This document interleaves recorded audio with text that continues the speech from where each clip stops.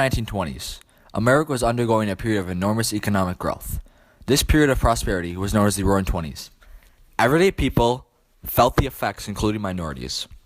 Due to consumerism, along with the ability to buy items using credit, people were buying non-essential things that they could not afford, in addition to investing in stocks.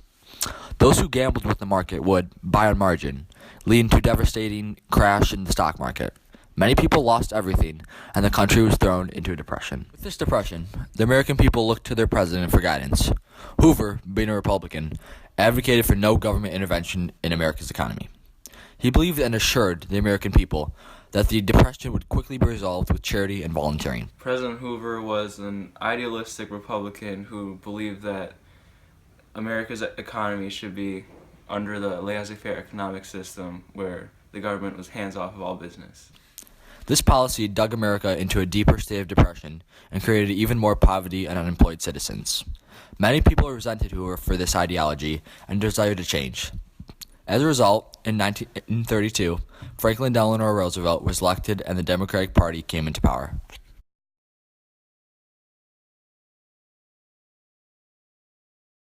FDR was faced with a difficult life prior and during his presidency.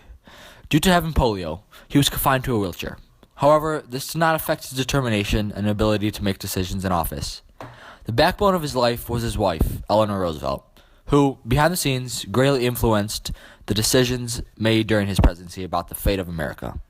They consistently communicated with the people over the issues of the nation through the radio, which came to be known as fireside chats. The mechanics of banking, but more particularly with the overwhelming majority of you who use banks for the making of deposits and the drawing of checks. I want to tell you what has been done in the last few days and why it was done and what the next steps are going to be. FDR's presidential campaign was made up of his idea of the New Deal. Based on three main goals: relief, recovery, and reform, FDR promised America a brighter future. He used a welfare state, which was the opposite of Hoover, giving the Americans hope. With support from Congress, as well as the citizens' desire for change, FDR enacted many programs that were categorized under the New Deal.